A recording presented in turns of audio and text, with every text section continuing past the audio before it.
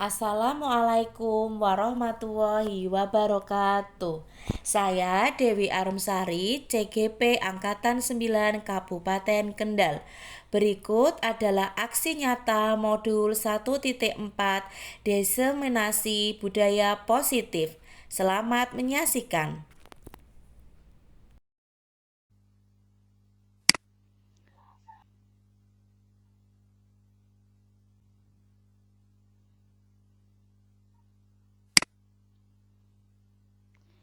Nggih, bismillahirrahmanirrahim. Assalamualaikum warahmatullahi wabarakatuh. Waalaikumsalam warahmatullahi wabarakatuh. Nggih, selamat siang Bapak Ibu. Selamat siang. Iya, Bapak Ibu, ini saya mengucapkan terima kasih panjenengan sudah memberikan waktu untuk saya. Langsung saja nggih Bapak Ibu. Hari ini, pertemuan kali ini, saya akan diseminasi aksi nyata budaya positif modul 1.4 ya terkait dengan proses pembelajaran calon guru penggerak angkatan 9 Kabupaten Kendal Bapak Ibu.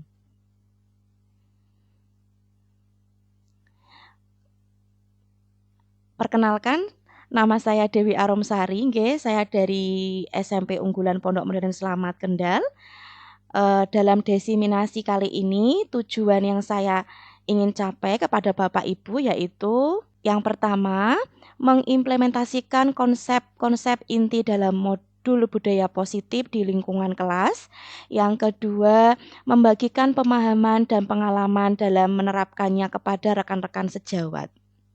Nah, Bapak Ibu, terkait dengan tujuan, di sini apa itu budaya positif, ya Bapak Ibu?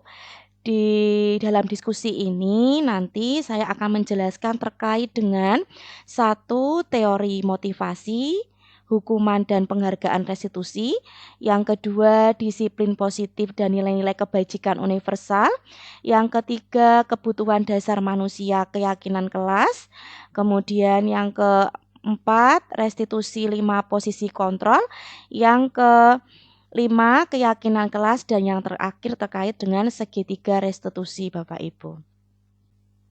Kemudian perubahan paradigma belajar. Yang pertama, kita sebagai guru, pendidik harus pendidikan itu menurut Ki Hajar Dewantara.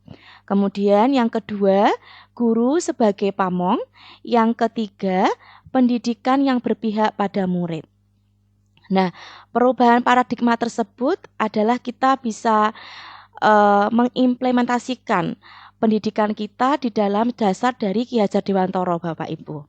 Nah, sebelum sampai ke sana, ini ada pertanyaan pemantik Bapak Ibu. Ya, nanti bisa tunjuk jari ya, setuju atau tidak setuju dari Bapak Ibu.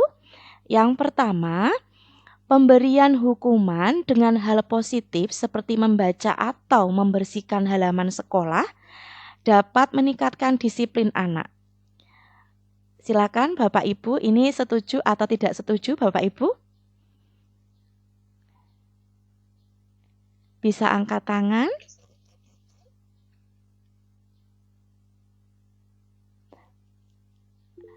Baik, Ibu Siti Khoriah, bagaimana pendapat Anda yang terkait dengan pertanyaan tematik nomor 1?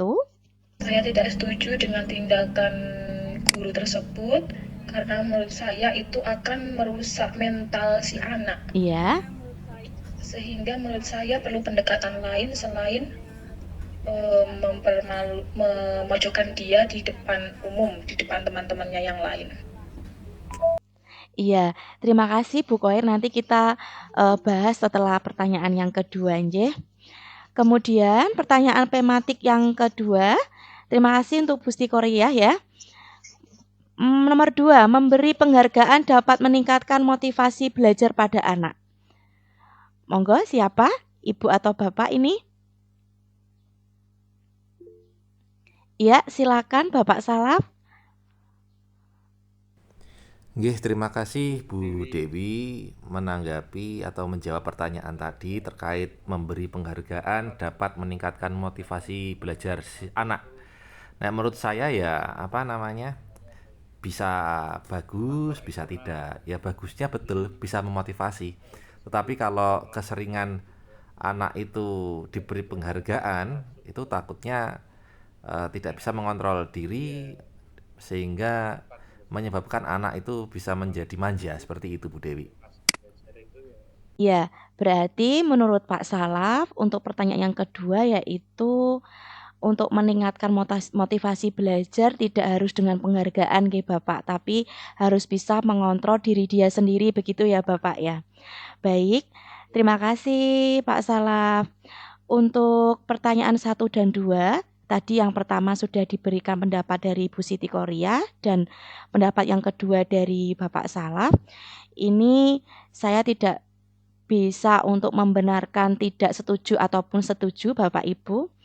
Nanti kita bisa bahas di slide-slide berikutnya karena pastinya Bapak Ibu yang tidak angkat tangan pun punya pendapat yang berbeda-beda nggih Bapak Ibu.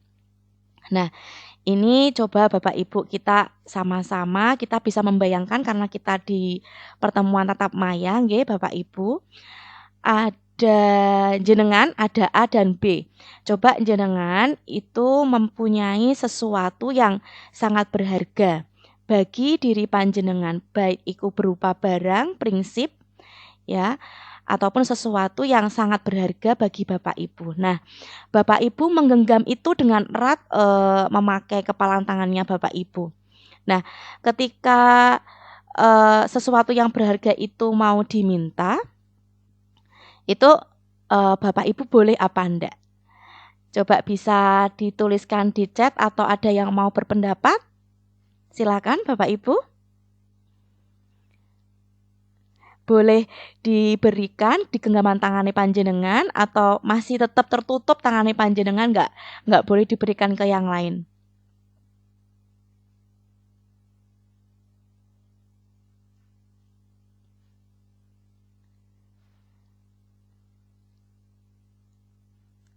Bagaimana Bapak Ibu?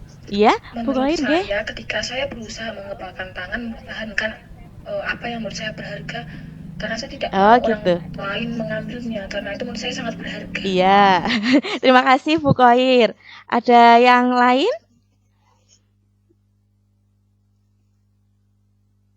Atau mungkin tulis di chat saja?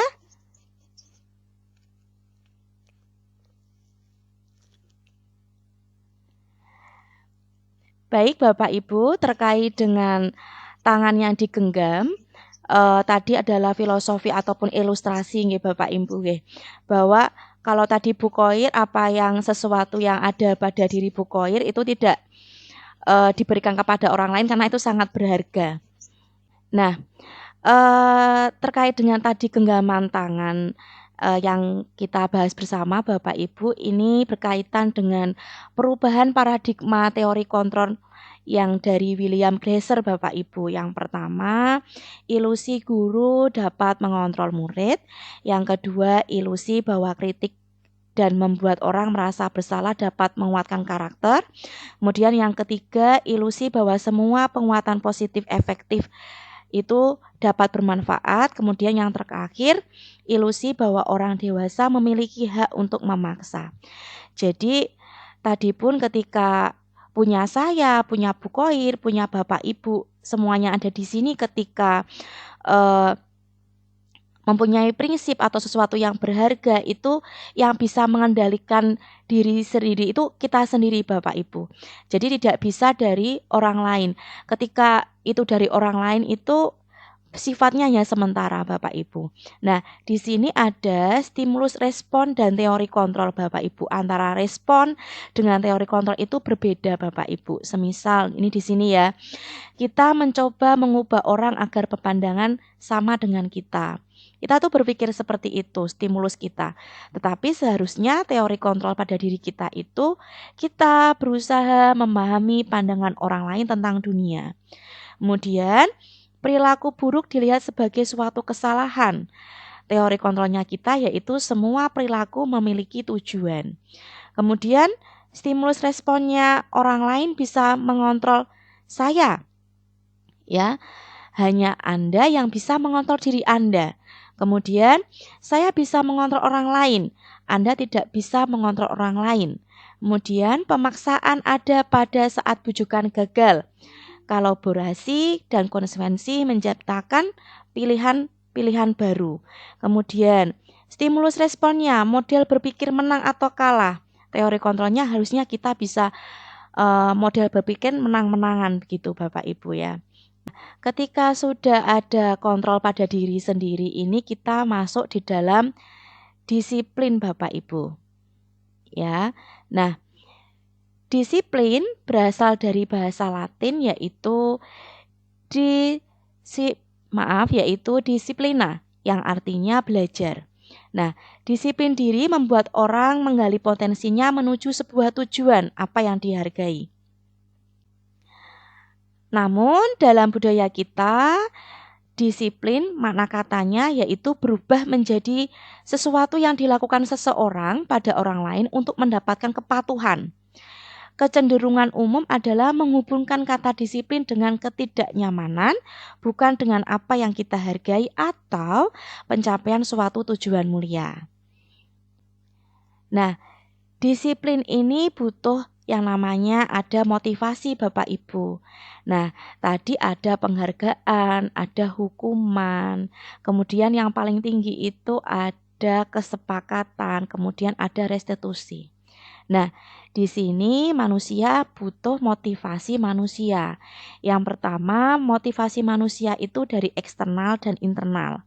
Nah, di nomor 1 ini, ya, murid melakukan disiplin diri karena ia takut dihukum. Ini merupakan motivasi ekstrinsik Bapak Ibu. Jadi menghindari ketidaknyamanan dan hukuman. Ini adalah motivasi ekstrinsik. Kemudian yang kedua, murid melakukan disiplin diri karena ia ingin mendapatkan imbalan dari orang lain. Ini termasuk juga di dalam motivasi ekstrinsik. Jadi contoh nomor 1 dan nomor 2 karena takut dihukum kemudian ingin mendapatkan penghargaan atau hadiah, ini adalah motivasi manusia dari ekstrinsik. Kemudian yang ketiga, menghargai nilai kebajikan dari diri sendiri. Nah, murid melakukan disiplin diri karena sadar akan nilai kebajikan dirinya. Ini merupakan motivasi intrinsik yang jangka waktunya lama karena kita mempunyai kesadaran diri terkait dengan motivasi dari intrinsik. Kemudian kebutuhan dasar manusia. Nah, realita kebutuhan setiap orang itu berbeda Bapak Ibu. Kita harus memahami pandangan orang lain tentang dunia. Setiap orang memiliki gambaran yang berbeda. Nah, di lingkaran kebutuhan dasar manusia ini, kebutuhan kita yang paling utama adalah kebutuhan bertahan hidup. Ya, bertahan hidup. Nah, di dalam bertahan hidup ini kita bagi lagi Bapak Ibu. Ya, ada rasa kasih sayang dan bisa diterima orang lain, ada kebebasan, ada kesenangan, dan ada penguasaan. Nah, coba kita perhatikan contohnya, lanjut ya. Nah, di sini ini ada contoh Bapak Ibu. Dinda, seorang anak kelas 3 SD, begitu tiba di rumah sepulang dari sekolah menangis dan mengadu pada ibunya bahwa dia membenci pada Ibu Rani, gurunya.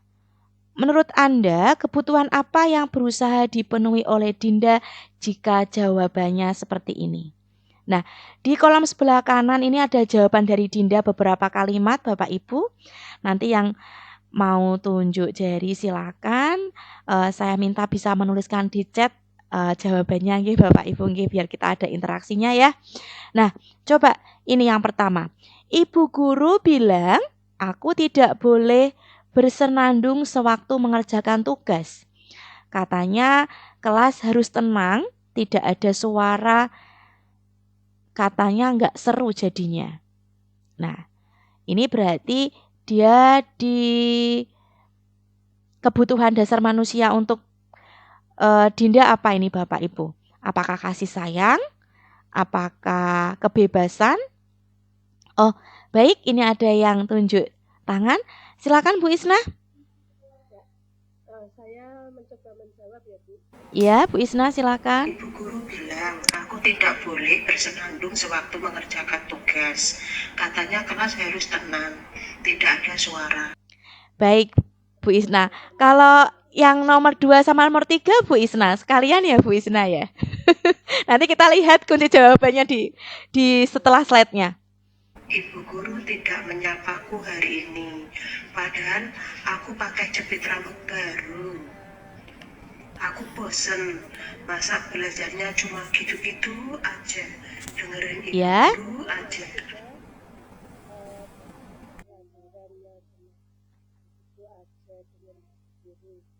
Berarti ini yang ketiga Apa Bu? dasar manusia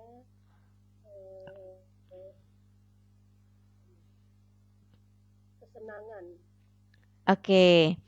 Coba terima kasih Nje Bu Isna, kita lihat ya. Kalau pendapat itu tidak ada yang salah Bu Isna, Bapak Ibu ya. Terima kasih Bu Isna sudah mau menjawab dan on kameranya Bu Isna. Bisa dilihat selanjutnya ini Bu Isna ya, jawabannya yang pertama yaitu kesenangan ya. Jadi dia senang kalau ketika mengerjakan tugas ada sedikit guyon begitu nggih. Kemudian yang kedua kasih sayang ya, kasih sayang. Kemudian yang ketiga adalah kebebasan Bapak Ibu. Nah, Bapak Ibu, kebutuhan dasar manusia ini kita semuanya membutuhkan itu ya Bapak Ibu ya. Jadi kita butuh diberikan kasih sayang dari orang lain seperti itu. Nah, lanjut ini ada konsep disiplin dengan identitas gagal. Jadi kalau hukuman dan penghargaan ini mohon maaf ya, ini saya kok kata-katanya gagal ya. Maksudnya sifatnya hanya sementara nih Bapak Ibu nih. Kalau hukuman itu biasanya itu bisa memberikan sesuatu yang tidak baik pada peserta didik kita ya, yaitu anak-anak jadi menyakitkan bagi anak-anak, kemudian tidak nyaman, kemudian murid jadi takut, kemudian ada memaksa murid menjadi rendah diri. Kemudian kalau penghargaan ini bisa mematikan kreativitas, merusak hubungan, kemudian tidak efektif karena ini jangkanya pendek dan itu hanya bersifat sementara Bapak Ibu. Lanjut. Nah, kemudian dilanjutkan dengan konsep disiplin dengan identitas sukses ya Bapak Ibu. Nah, ini ada konsekuensi.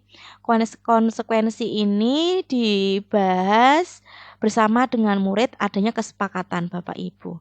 Nah, yaitu ada penguatan jangka pendek, kemudian stimulasi respon, kemudian perlu monitoring berkelanjutan, kemudian ada kehilangan waktu untuk merenungi kesalahan. Nah, yang satunya lagi ini yang lebih tinggi lagi yang nantinya bisa untuk dilakukan ke anak-anak dan untuk anak-anak itu kesadaran diri adalah restitusi. Jadi murid bertanggung jawab atas perilakunya, kemudian fokus pada pemecahan masalah jangka panjang, kemudian murid menghormati dirinya dan orang lain, kemudian murid bersemangat memperbaiki kesalahannya. Nah, ya. Nah, ketika sudah melaksanakan disiplin positif, pastinya akan membentuk nilai-nilai kebajikan pada murid Bapak Ibu. Nah, nilai-nilai kebajikan pada murid ini berarti berkarakter sesuai dengan profil pelajar Pancasila. Jadi kita sebagai guru bisa mendidik anak untuk berkarakter yang baik Bapak Ibu. Nah, dalam memberikan apresiasi atau pengakuan, perlu kita beberapa hal yang perlu kita ingat Bapak Ibu sebagai pendidik, yaitu selalu memberikan dukungan secara khusus Bapak Ibu.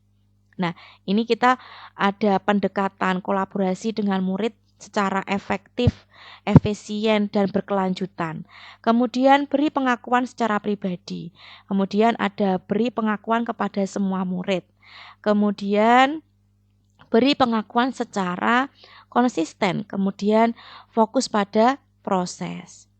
Nah, ini Bapak Ibu contoh pengakuan apresiasi kebajikan. Ini ada kemarin saya perhatikan nilai kebajikannya, rasa empatimu besar sekali dalam situasi pada saat menolong murid baru di kelas kita. Nah, kemudian ini pembuka, saya menghargai nilai kebajikannya kepedulian.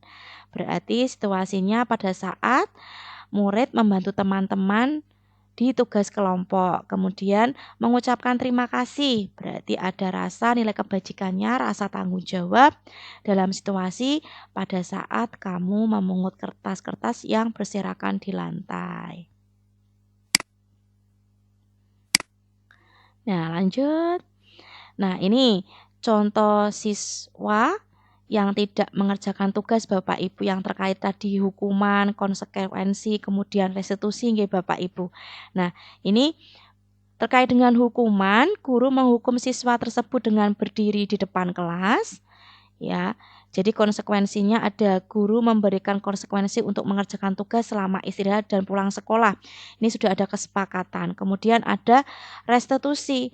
Kalau restitusi itu berarti guru menanyakan keyakinan kelas, karena di kelas itu yang bagus adalah sudah ada keyakinan kelas dan kesepakatan kelas Bapak Ibu sebelum kita proses pembelajaran dimulai. Nah, di sini nih Bapak Ibu, ini ada tabel identitas sukses dan identitas gagal. Terkait dengan yang gagal itu ada hukuman, kemudian yang identitas sukses itu ada disiplin, konsekuensi nggih Bapak Ibu nggih. Nah, sesuatu yang meyakinkan harus terjadi, ini yang hukuman. Kemudian konsekuensinya harus terjadi, kemudian restitusinya bisa menjadi pilihan. Nah, ini kemudian hukuman tidak nyaman untuk murid atau anak untuk jangka waktu yang panjang. Konsekuensinya tidak nyaman untuk murid atau anak untuk jangka waktu pendek. Kemudian di situ restitusinya untuk menguatkan untuk murid, anak dalam jangka waktu yang panjang juga. Ini ada kolom seperti ini ya Bapak Ibu ya. Terus hukuman ini murid anak akan tersakiti. Ya, kalau konsekuensinya murid anak dibuat tidak nyaman. Kemudian ada restitusi, murid anak mendapatkan penguatan. Begitu Bapak Ibu terkait dengan hukuman, konsekuensi, kemudian restitusi. Ya, kita lihat ini ada video Bapak Ibu. Nah, ini video restitusi. Biar Bapak Ibu bisa membayangkan, kita sama-sama belajar bagaimana terkait dengan 5 posisi kontrol di restitusi. Nggih, Bapak Ibu bisa disimak bersama videonya Bapak Ibu.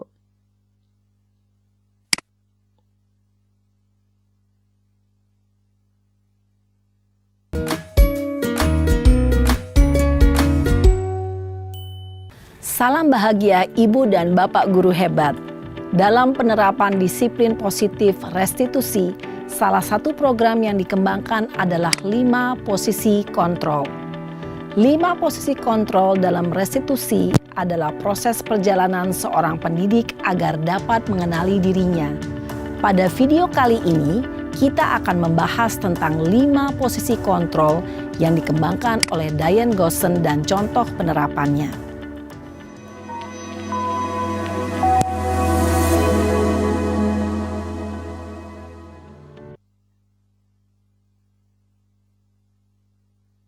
Lima posisi kontrol itu adalah 1. Posisi penghukum. 2. Posisi pembuat merasa bersalah. 3. Posisi teman. 4. Posisi pemantau atau monitor. Dan 5. Posisi manajer. Untuk lebih memahami kelima posisi tersebut, mari kita saksikan kasus Naren yang terlambat hadir 20 menit di sekolah dan melihat bagaimana kelima posisi kontrol dalam menghadapi masalah tersebut.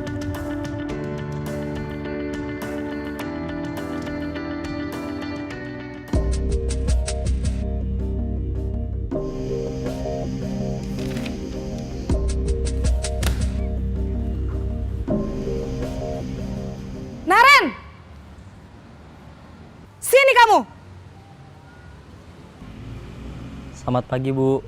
Selalu terlambat. Kamu deh, pasti terlambat. Maaf, Bu. Saya... Apa? Apa coba? Alasan kamu apa lagi? Kapan sih kamu tidak terlambat? Malas sekali ya kamu jadi anak. Saya... Dasar pemalas. Gak kapok-kapok sih kamu. Sudah berapa kali terlambat? Sana, kamu keliling lapangan basket 2 kali. Kenapa saya harus keliling lapangan basket, Bu? Kenapa? Kamu mau lawan ibu? Berani-beraninya jawab. Sudah terlambat, masih berani jawab pula. Sekarang, keliling lapangan basket 5 kali sekalian. Biar kapok. Cepat, pergi sana ke lapangan basket. Posisi penghukum biasanya berbicara dengan nada tinggi, menghardik, menunjuk-nunjuk, menyakiti, dan menyindir. Hukuman bisa berupa fisik maupun psikis. Ibu dan bapak guru hebat. Dampak yang terjadi pada murid ketika guru berada pada posisi penghukum adalah murid cenderung akan memberontak, bahkan menyimpan dendam.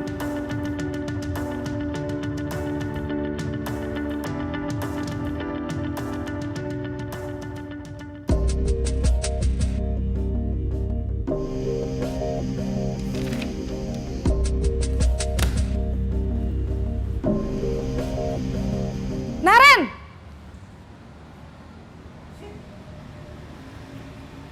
Selamat pagi, Bu.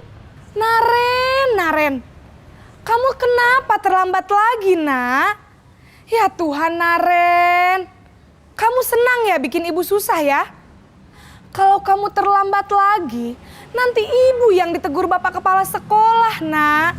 Disangka ibu tidak bisa membina kamu. Duh, gimana ini? Maaf, Bu. Duh, Gusti Naren. Kamu suka ya kalau ibu ditegur bapak kepala sekolah? Terus, sekarang ibu harus tulis apa ini di buku absen? Ini kamu sudah sering terlambat loh. Ibu harus apa coba? Maaf, Bu. Maaf sekali. Ya sudah, lain kali jangan bikin ibu susah lagi ya, nak ya.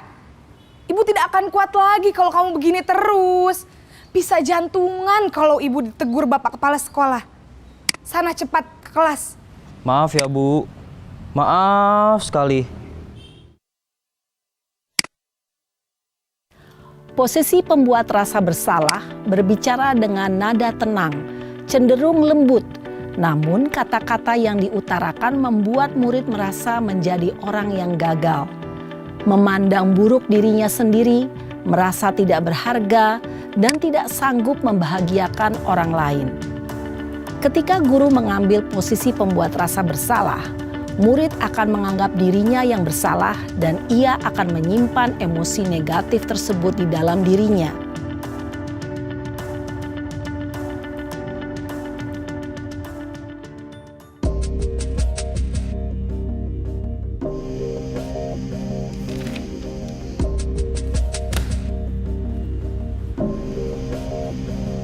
Naren!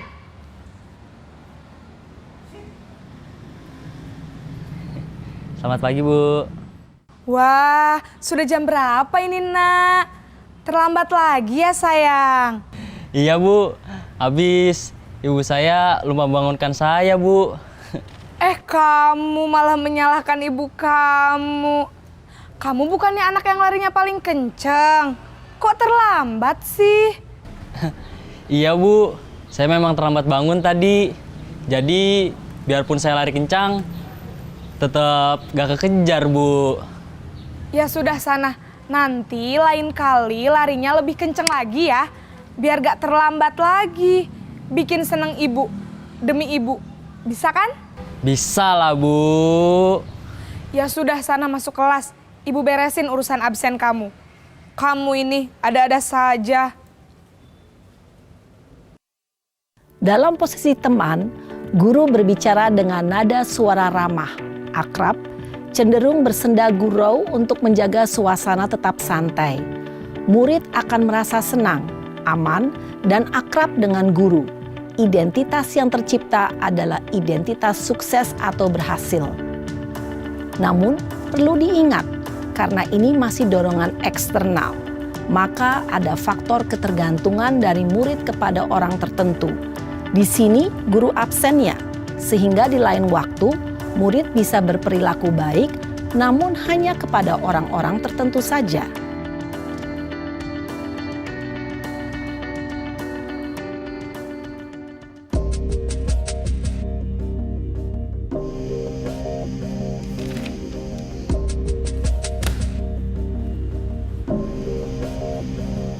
Naren!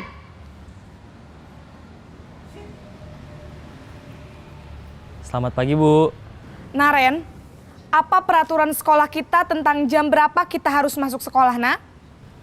Kita harus di sekolah jam 7, Bu. Iya, betul. Sekarang sudah jam 7.20. Naren sudah tahu konsekuensinya jika terlambat hadir. Paham, Bu. Saya harus tinggal kelas pas jam istirahat selama 20 menit. Iya, benar. Konsekuensinya demikian. Jadi nanti jam 9.30 pas istirahat, kamu harus tinggal di kelas, kerjakan tugas tambahan untuk ketertinggalan kamu, ya? Baik, Bu. Posisi pemantau mengandalkan penghitungan atau data untuk mengontrol murid. Guru mengarahkan murid berdasarkan peraturan dan konsekuensi. Seorang pemantau menunjukkan bahasa tubuh dan ekspresi wajah yang datar dan cenderung formal.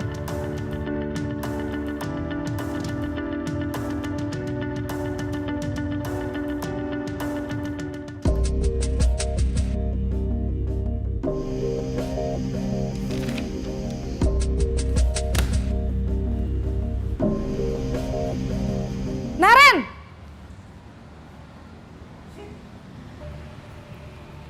Selamat pagi, Bu. Selamat pagi, Naren. Maaf, Bu. Saya terlambat. Iya, sekolah masuknya jam 7, sekarang sudah jam 7.20. Jadi sekarang bagaimana ini, Naren? Maaf, Bu. Saya lupa setel alarm saya semalam. Baiklah, menurut kamu, keyakinan sekolah yang mana yang perlu kamu tingkatkan? Menghargai diri sendiri dan orang lain mungkin ya, Bu. Setuju. Jadi, apakah Naren meyakini prinsip saling menghormati tersebut? Iya, Bu. Saya meyakininya. Apakah Naren bersedia memperbaiki masalah keterlambatan ini? Bersedia, Bu. Bagaimana kamu akan perbaiki masalah keterlambatan ini? Saya akan coba untuk tidak lupa menyetel alarm saya, Bu.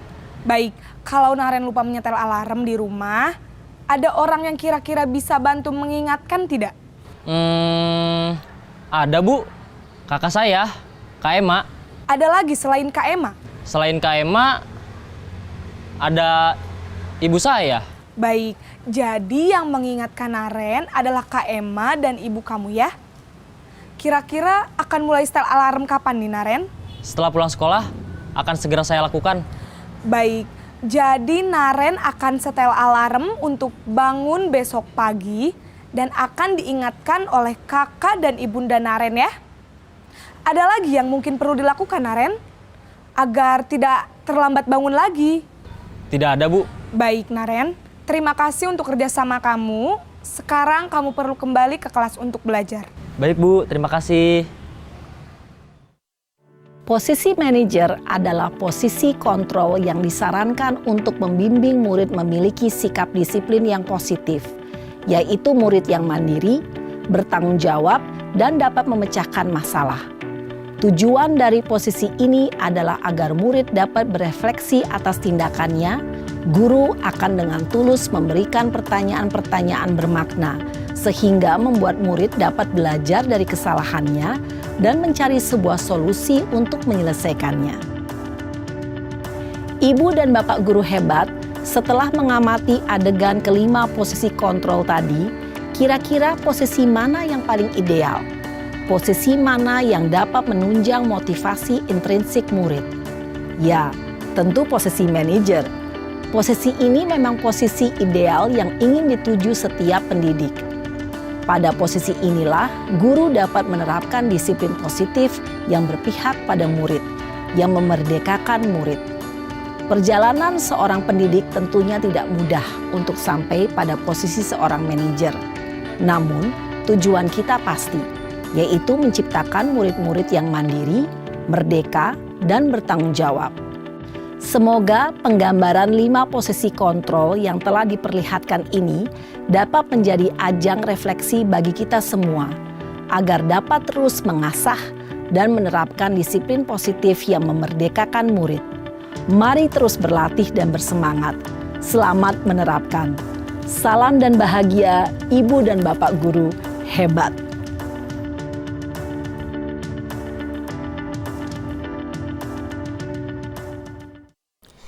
Baik, Bapak Ibu sudah menyaksikan video 5 posisi kontrol J. Nah, di dalam video tersebut kita dapat mengetahui 5 posisi kontrol. Yang pertama adalah penghukum, yang kedua menjadi teman, yang ketiga pembuat rasa bersalah, yang keempat sebagai pemantau, dan yang kelima adalah sebagai manajer Bapak Ibu. Nah, ini mudah-mudahan bisa untuk referensi kita saat ini sedang berada di mana.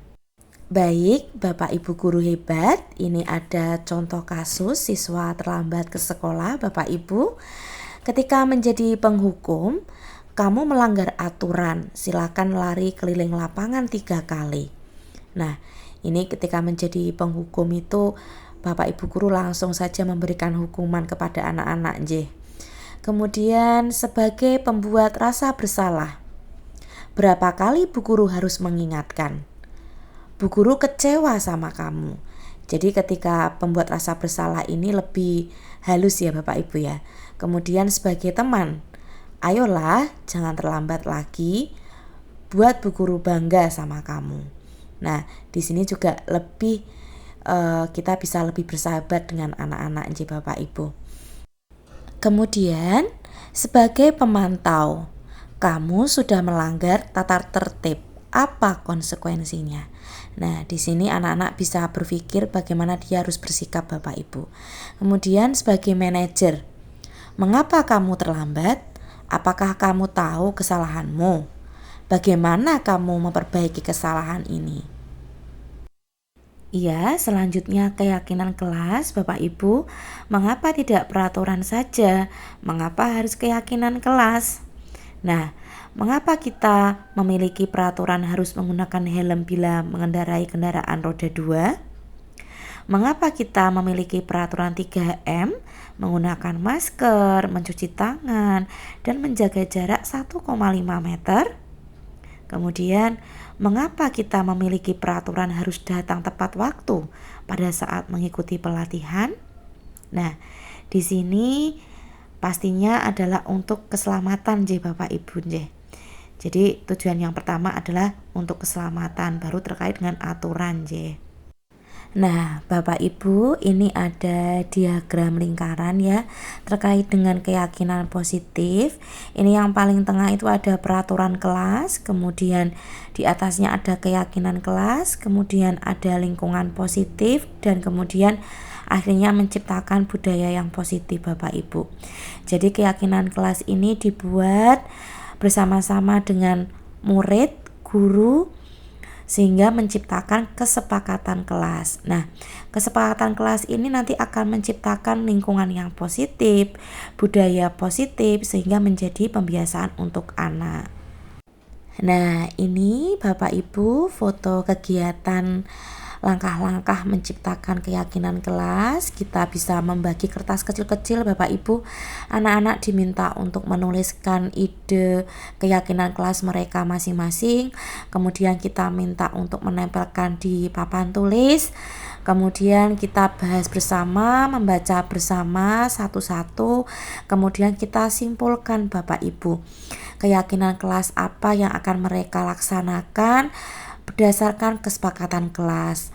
Nah, di sini anak-anak menjadi semangat, termotivasi untuk pembelajaran dalam prosesnya dari guru itu nanti masuk kelas sampai guru itu nanti keluar kelas. Jadi mereka akan menciptakan karakter nilai-nilai kebajikan Bapak Ibu.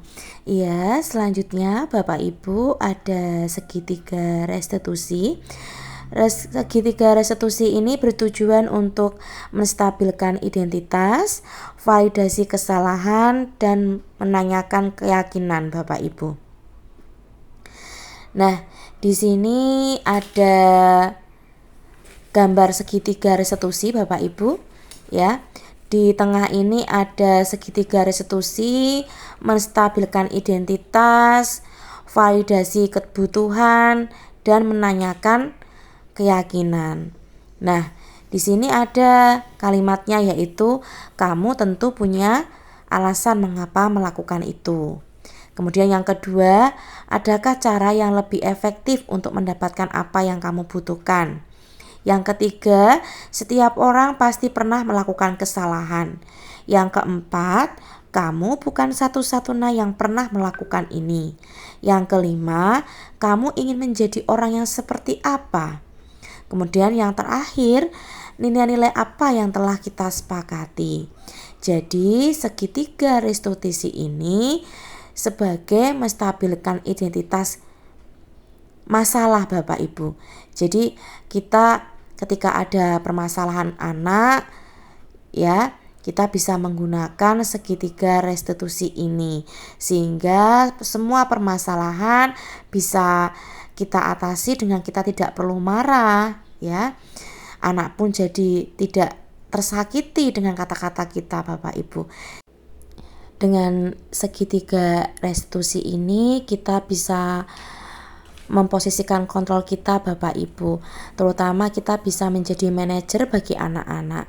Kita bisa mengeksplor anak menjadi nyaman ketika pembelajaran kita Bapak Ibu, karena pastinya setiap pembelajaran, setiap anak ada masalah. Untuk itu segitiga restitusi bisa kita terapkan Bapak Ibu. Baik Bapak Ibu, monggo disimak, ini ada video penerapan segitiga restitusi Bapak Ibu.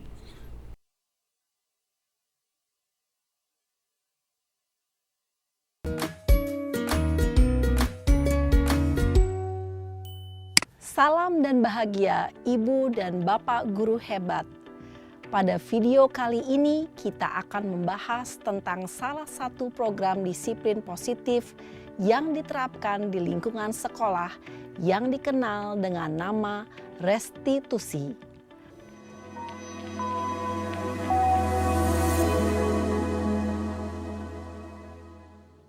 Restitusi dikembangkan oleh pakar pendidikan Diane Gosson, berlandaskan pada teori kontrol Dr. William Glasser. Segitiga restitusi adalah suatu proses dialog yang dijalankan oleh guru atau orang tua agar dapat menghasilkan murid yang mandiri dan bertanggung jawab. Pada saat guru di posisi manajer, aspek yang dikembangkan pada murid adalah motivasi intrinsik, sehingga penanaman nilai-nilai kebajikan dapat tumbuh dan berkembang menjadi suatu kebiasaan positif yang akhirnya membentuk karakter murid. Proses dialog ini terdiri dari 3 langkah yang digambarkan pada ketiga sisi pada segitiga restitusi. Sisi pertama adalah menstabilkan identitas. Sisi yang kedua adalah validasi tindakan yang salah. Dan sisi yang ketiga adalah menanyakan keyakinan. Ibu dan Bapak guru, berikut ini akan ditunjukkan bagaimana seorang guru berada dalam posisi manajer menggunakan penerapan segitiga restitusi.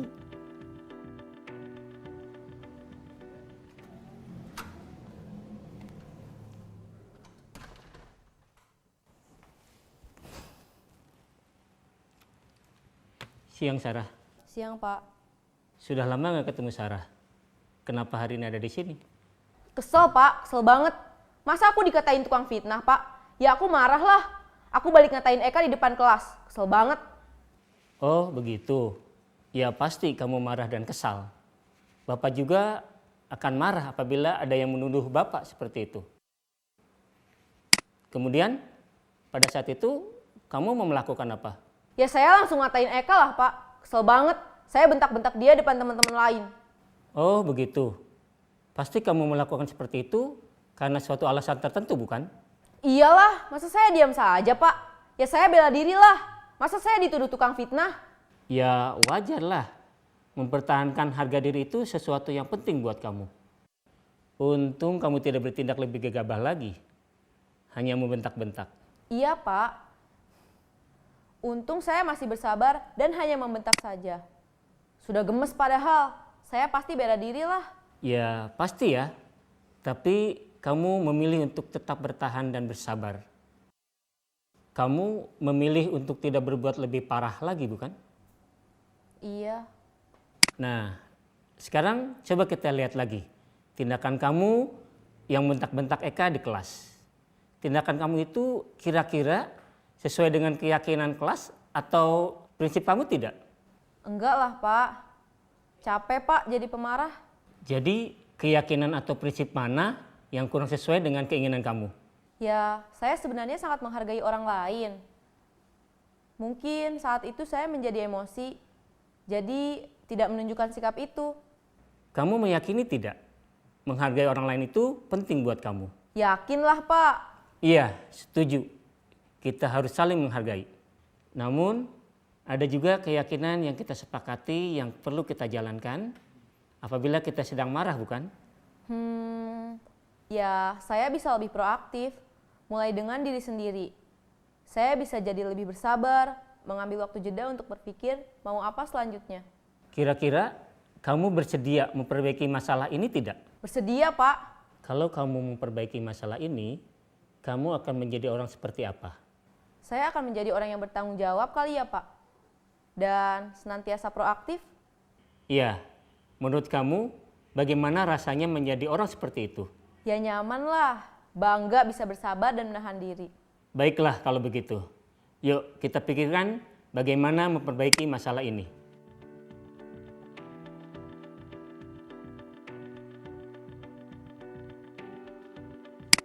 Ibu dan Bapak guru hebat, baru saja kita menyaksikan contoh bagaimana seorang guru berada dalam posisi manajer menggunakan penerapan segitiga restitusi.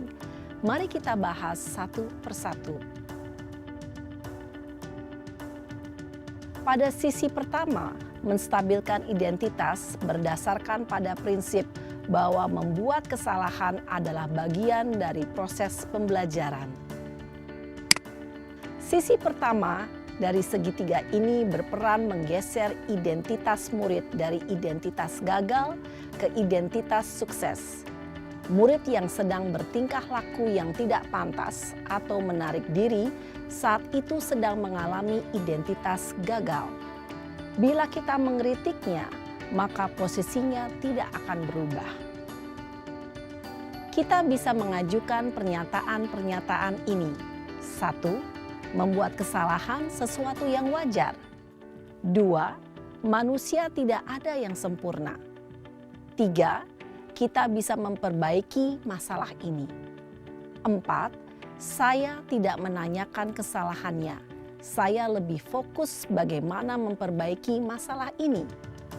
5. Apakah saat ini kamu tengah menjadi orang yang baik untuk dirimu sendiri? Pada sisi kedua, validasi tindakan yang salah berlandaskan pada prinsip bahwa setiap perilaku berupaya memenuhi suatu kebutuhan tertentu. Guru yang telah memahami teori kontrol akan bergeser dari pemikiran stimulus respon menjadi proaktif dan mencoba untuk mengenali tujuan dari perilaku murid. Mengenali dan mengakui kebutuhan murid ini dapat memperbaiki hubungan dengan murid tersebut. Pernyataan atau pertanyaan bisa disampaikan dengan nada suara tidak menghakimi atau memojokkan, sehingga dapat mengembalikan murid pada posisi positif. 1. Kamu bisa saja bertindak lebih gegabah lagi dari ini. 2. Kamu bukan melakukannya tanpa suatu alasan tertentu. 3. Kamu melakukannya karena mempertahankan sesuatu yang penting bagimu. 4. Mungkin kamu bisa mempelajari suatu perilaku baru yang lebih efektif. Bersediakah kamu mempelajarinya? Selanjutnya, kita akan simak sisi terakhir, yaitu menanyakan keyakinan.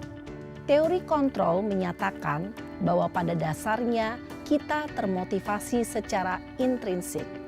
Pada saat perilaku yang salah telah divalidasi dan identitas sukses telah stabil, maka murid telah siap mengaitkan keyakinan-keyakinannya dengan tindakannya yang salah dan pemikirannya telah bergeser ingin menjadi orang yang dituju. Pertanyaan-pertanyaan ini dapat mengaitkan keyakinan-keyakinan yang dianut murid. 1. Sebagai keluarga atau kelas, apa yang kita yakini? 2. Nilai-nilai apa yang telah kita sepakati? 3. Seperti apa gambaran sebuah kelas yang ideal bagi kamu? 4. Kamu ingin menjadi orang seperti apa?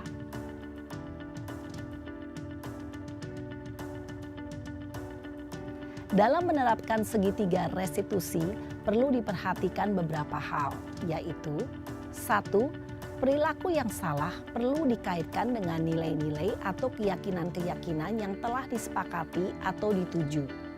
2. Kesediaan orang yang melakukan kesalahan untuk memperbaiki masalah. 3. Pemecahan masalah sebisa mungkin relevan atau memiliki hubungan dengan masalah yang ada. 4. Usaha. Perlu adanya suatu usaha perbaikan dari pihak yang berbuat kesalahan. 5. Waktu.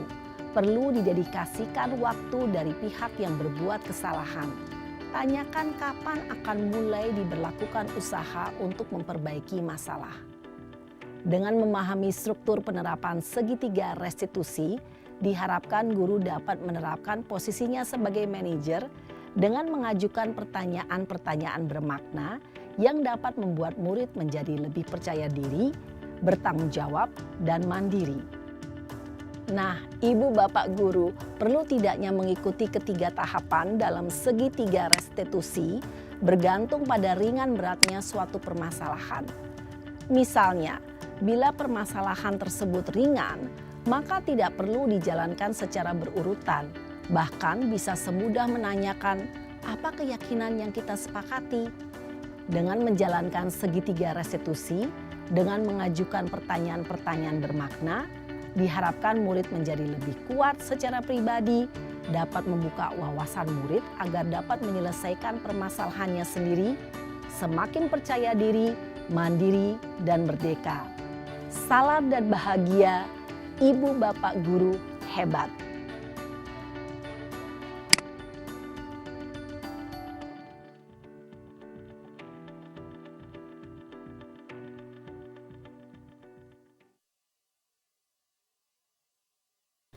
Baik Bapak Ibu, barusan Bapak Ibu menyaksikan video penerapan segitiga restitusi nggih Bapak Ibu.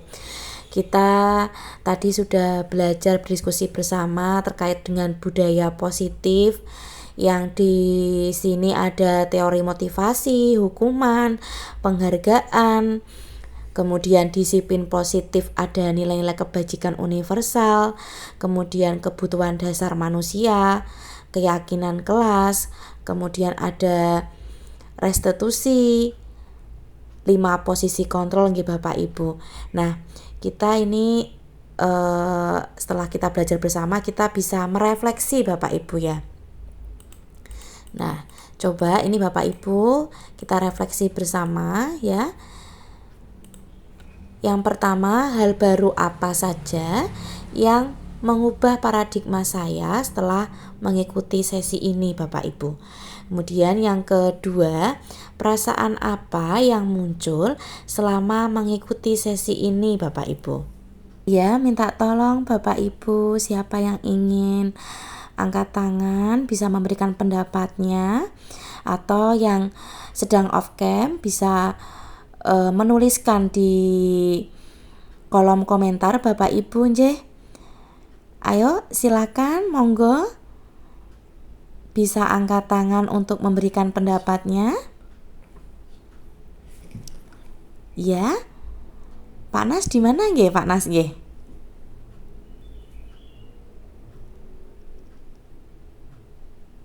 Iya Pak Nas. Pak Nas minta tolong bisa memberikan komentar nggih Pak Nas nggih.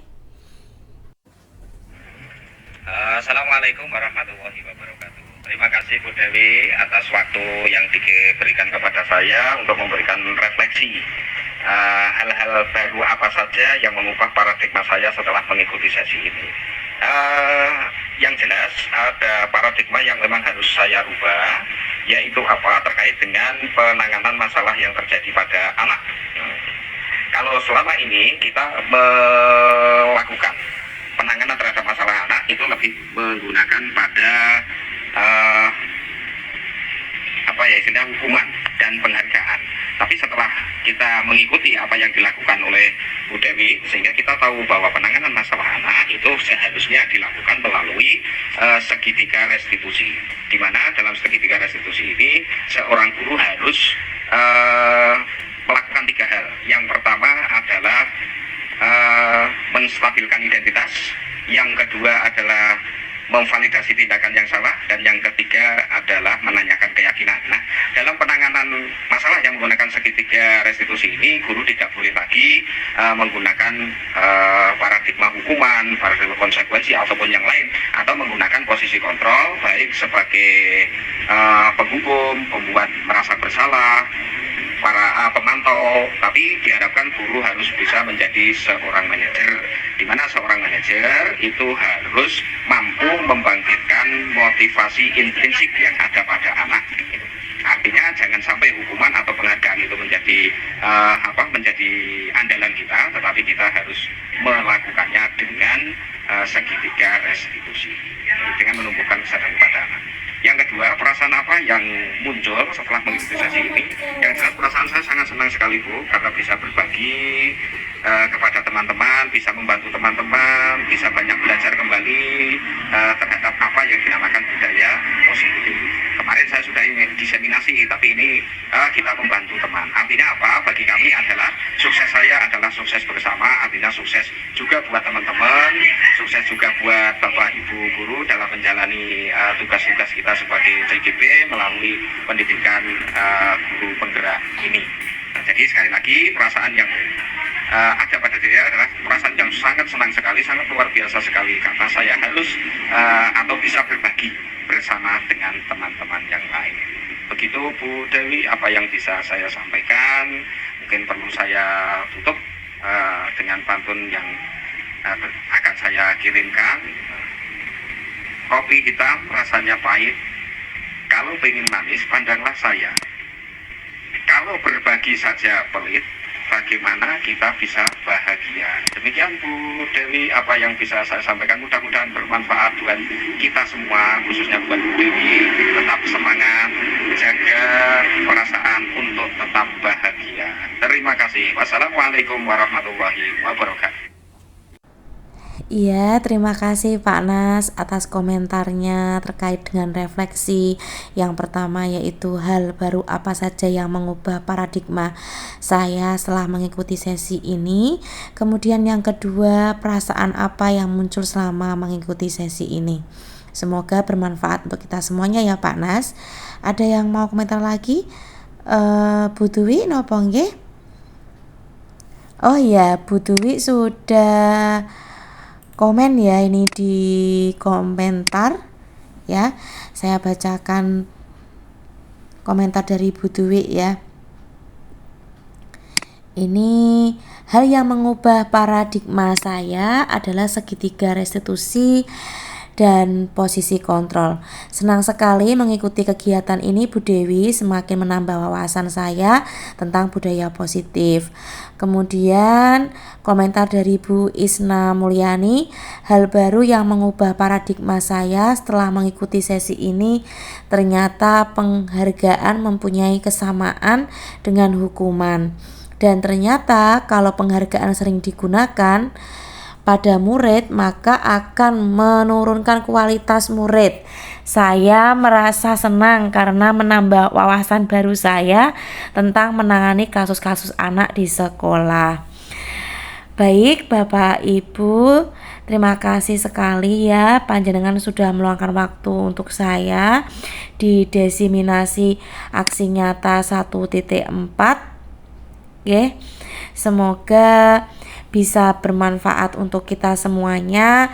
Terima kasih yang sudah memberikan pendapat, memberikan masukan, saling berbagi di diskusi kali ini, dan sudah menuliskan komentar-komentar baik di forum diskusi ini juga. Saya akhiri, bila ada salah kata saya mohon maaf. Sekali lagi saya mengucapkan terima kasih. Selamat istirahat, selamat aktivitas kembali.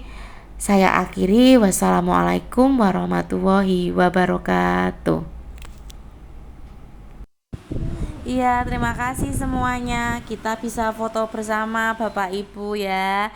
Terima kasih Bu Dwi, Pak Nas, Pak Chandra, Bu Isna, Bu Khoir, Pak Salaf, Bu Lailatul, Bu Arinta, Bu Ening, Bu Dida, Bu Alia, dan Pak Warto.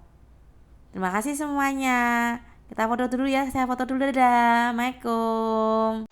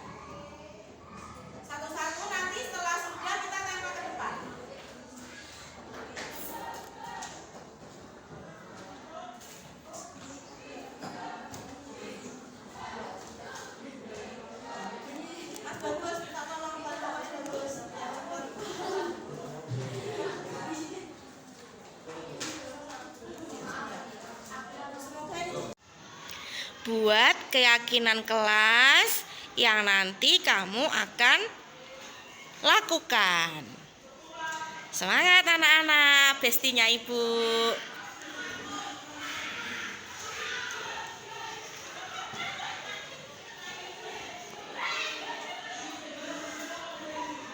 Ini adalah muridnya Ibu yang kreatif. Pagi-pagi udah saya pakai kipas ya.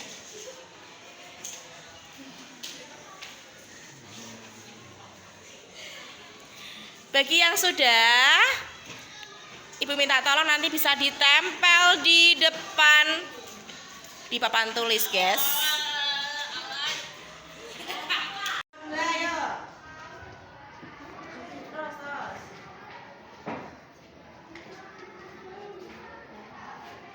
Oke, lanjut nomor 3 bisa maju.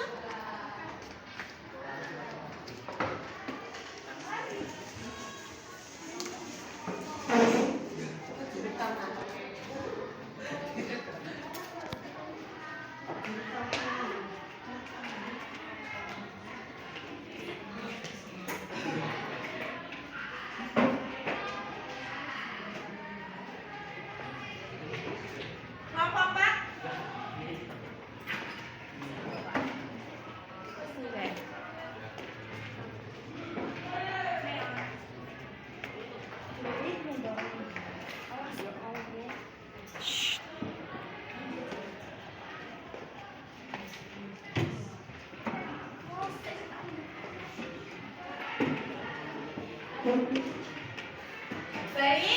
ya ini dari bangku 1, 2, 3, 4 sudah tercampur, sudah ditempel semuanya di sini. Ada yang ingin maju membacakan salah satu dari kotak ini. Siapa? Tanpa Ibu tunjuk.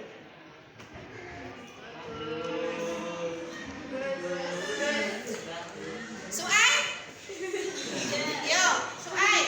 Gantian, selamat bagus terus. Tidak harus punya sendiri, tidak harus punya aku sendiri, boleh punya orang lain sembarang. Ya, coba. Tidak boleh mengeluarkan baju dan berpakaian rapi, disiplin.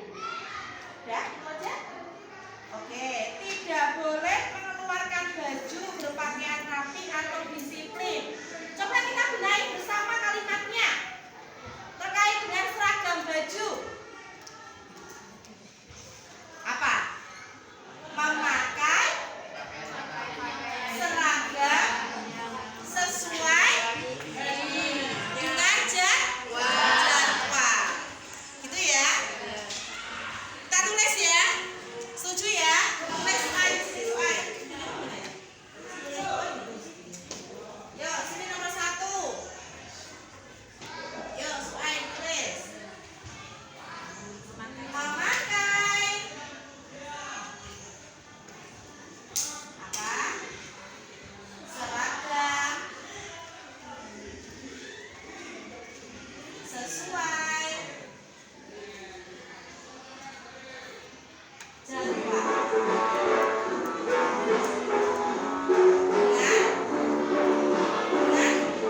rapi dan lengkap gitu ya. Oke, sudah kita pisahkan.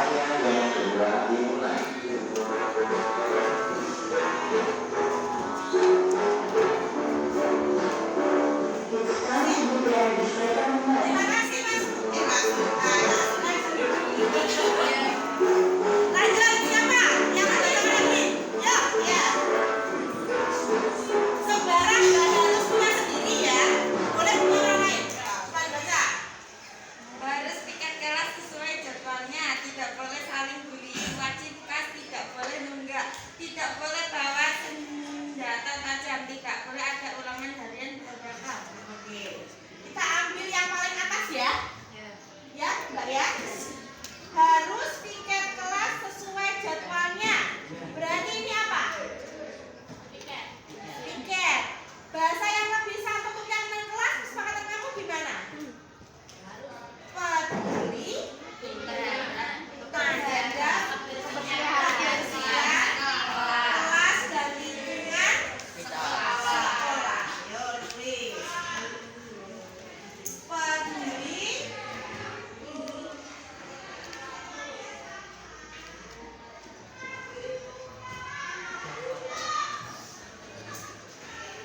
kita pisahkan lagi di sini.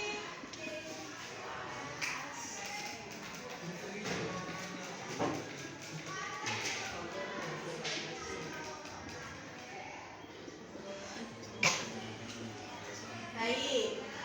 Siapa lagi yang mau? Siapa lagi yang mau? Iya, ayo maju Kak. Boleh ambil punya siapapun, nggak harus punya sendiri. Coba yang di atas apa itu? Yang melaksanakan piket wajib berangkat pagi. Ya, itu sudah itu tadi ya. Kedua, Piket wajib di pagi hari. berarti cari yang